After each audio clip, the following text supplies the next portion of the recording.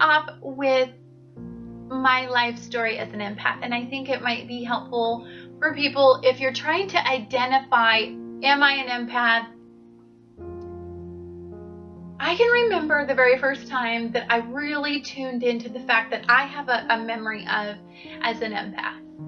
I was like 16 going on 17, and I was dating this guy, and we were fighting, and he wanted to go home, and he drove. So he leaves, and I go in the room, I go in my bedroom, and I start like brushing my hair, and I just feel cold for no reason, like icy cold. Like there was a breeze on the back of my neck, and I was like, God, did I leave the window open? Because I lived in Minnesota at this time.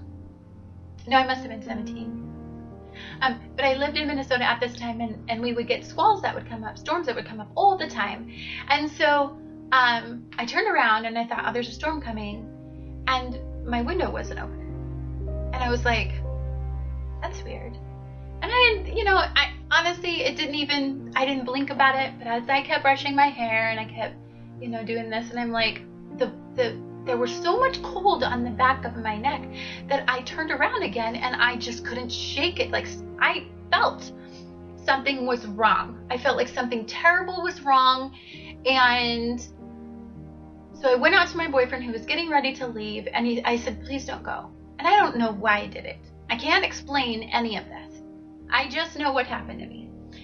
I said, can you please not go? It's, I feel like something bad's going to happen. I feel like you're driving, something bad is going to happen. Please don't go.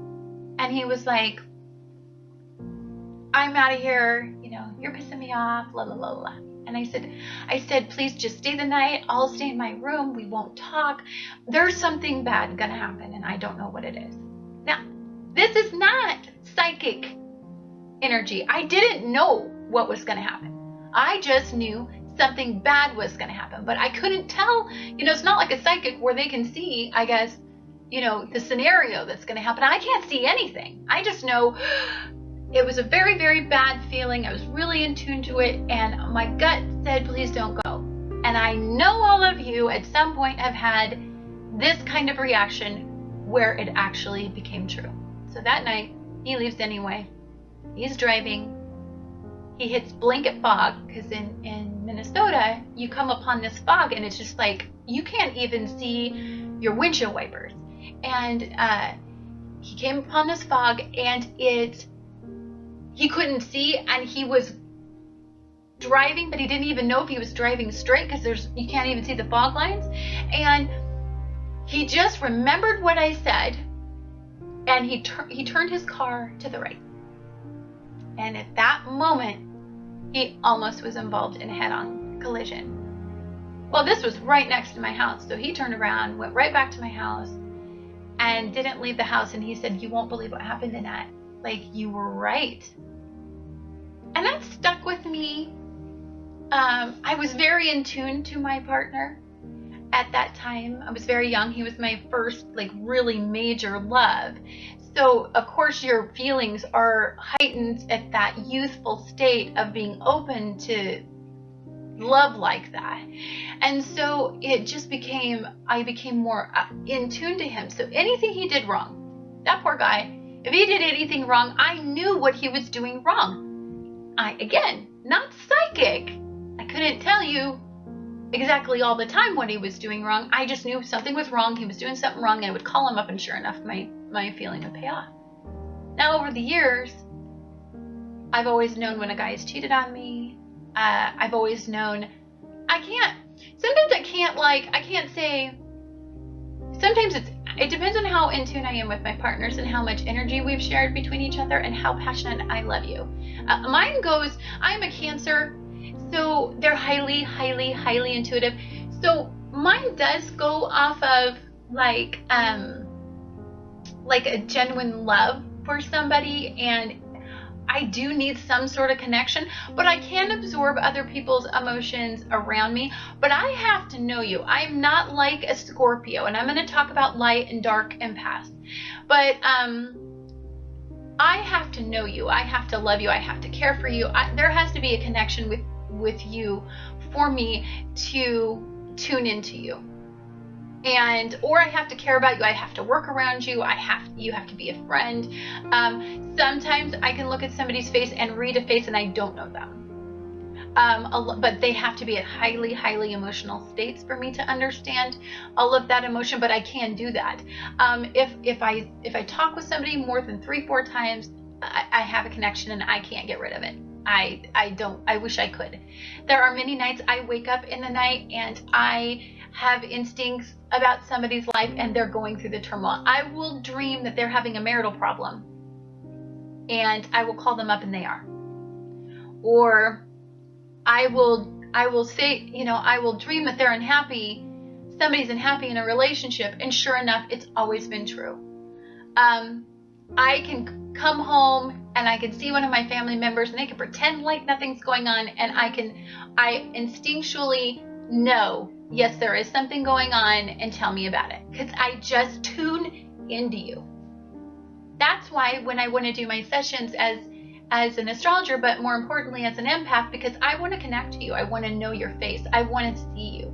I want to see into your soul, because that is the way that I will be able to help coach your life in a better way, is because I'm going to have to absorb you.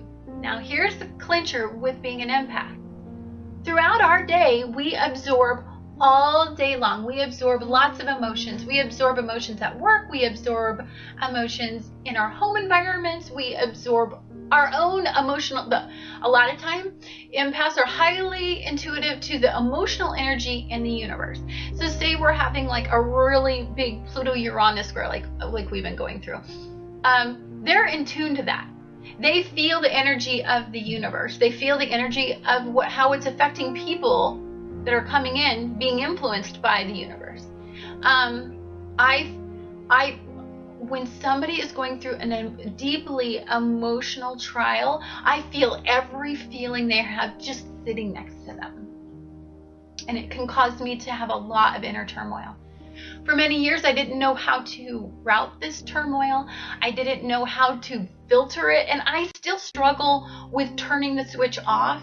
But I'm working on it, and all empaths will, over the span of their lives, will develop better and better coping skills of how to deal with anxiety and their emotional absorption levels.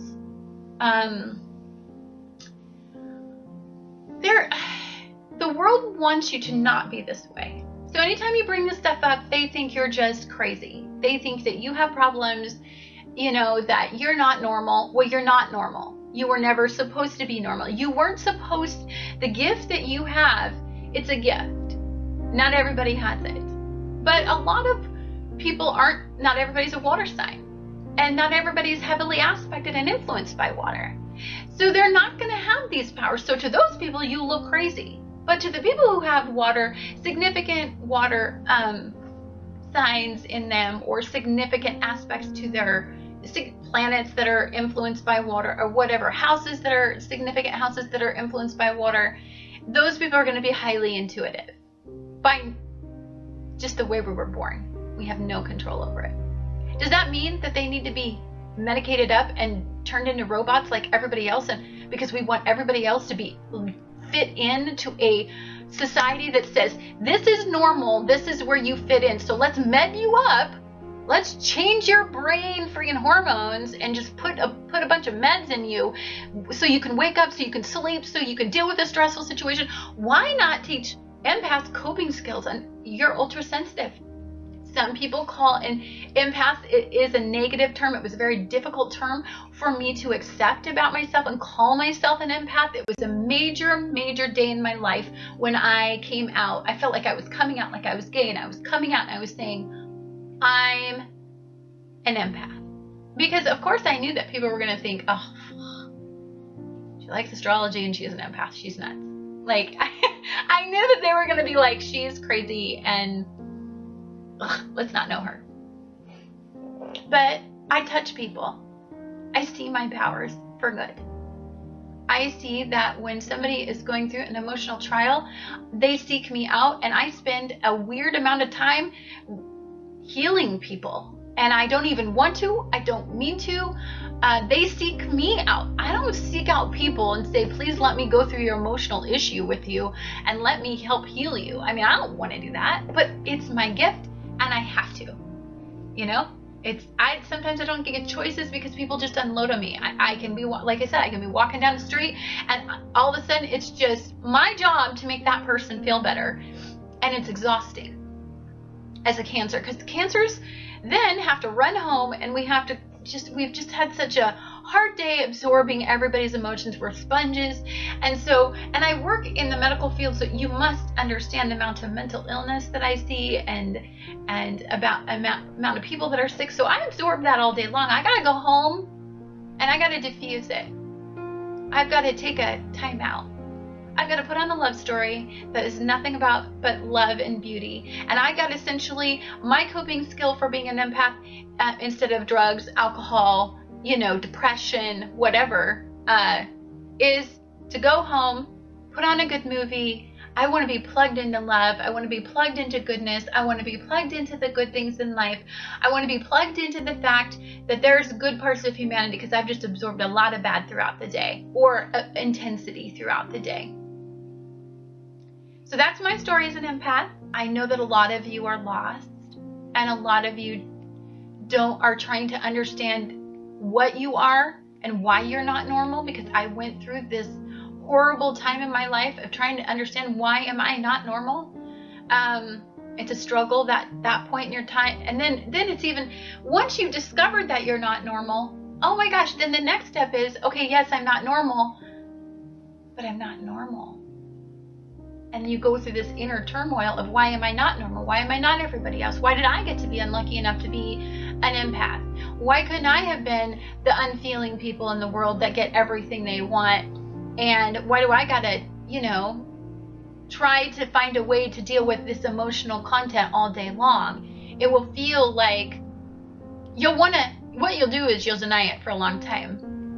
I denied it for a really long time that I was an empath. I knew I was different. I just denied that I was an empath. And then when I came out on Facebook, I didn't tell anybody. The way I came out was on Facebook. And I just said, Annette Klein, empath. Then my world changed. The doors opened. And I didn't get as much apprehension as I thought I was going to do. I got comments.